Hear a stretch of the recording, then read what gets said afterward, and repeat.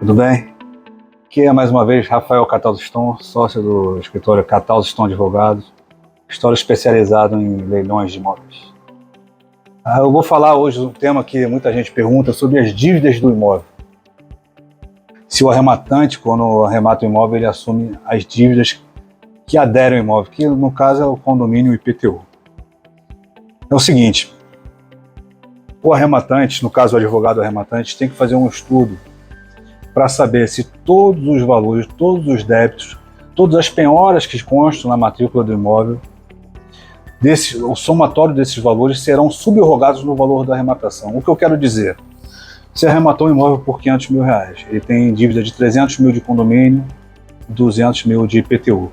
Significa que esses débitos vão ser pagos com o valor da própria arrematação. Agora vamos além.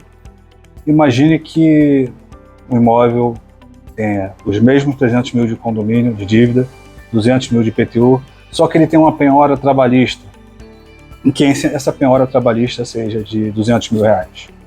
O credor trabalhista ele tem preferência em receber o seu crédito. Então significa que primeiro vai ser pago o débito trabalhista, você paga os R$200 mil de débito trabalhista e sobram R$300 mil.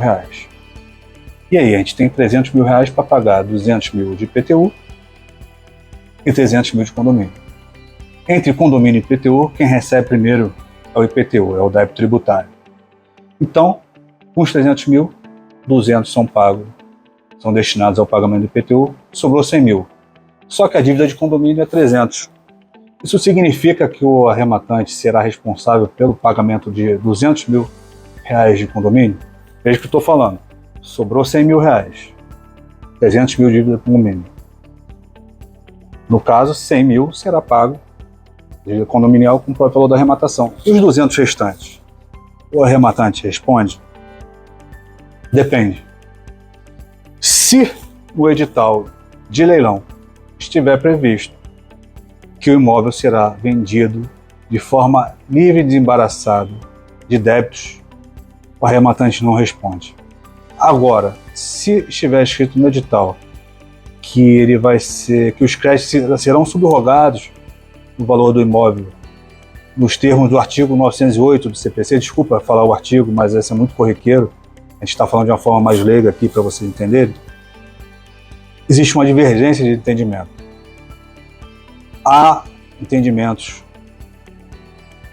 dos tribunais que dizem que a subrogação, o valor a ser pago em relação aos débitos, são pagos com o valor que sobrou vai ser pago o valor do condomínio no limite das suas forças. Isso quer dizer que se sobrou R$100 mil e você tem 300, vai ser pago os 100 e o arrematante responde pelos 200, que é a subrogação no limite das forças do valor da arrematação.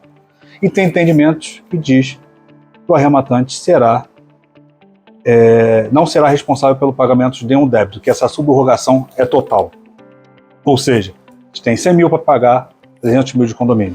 Esse segundo entendimento diz que todo o valor se subroga, de forma que os 200 restantes tem que ser pago pelo próprio executado. Ou seja, o antigo proprietário que está perdendo o imóvel. Tá? Ou seja, o condomínio teria que perseguir em outra execução para cobrar do antigo proprietário esse restante, o arrematante seria liberado disso. O que eu tenho para dizer em relação a isso? Na dúvida, eu acho que a gente não tem que, como tem esse entendimento divergente, eu acho que a gente só tem que arrematar nos casos em que a subrogação seja total, ou seja, em que o valor do todo o débito de condomínio se subrogue dentro do valor da arrematação. Exemplo, tem que sobrar 300 mil do valor da arrematação para pagar os 300 mil de condomínio. É isso. Se ficou alguma dúvida, entre em contato com a gente que a gente explica com mais calma, mais tranquilidade. Obrigado pela atenção.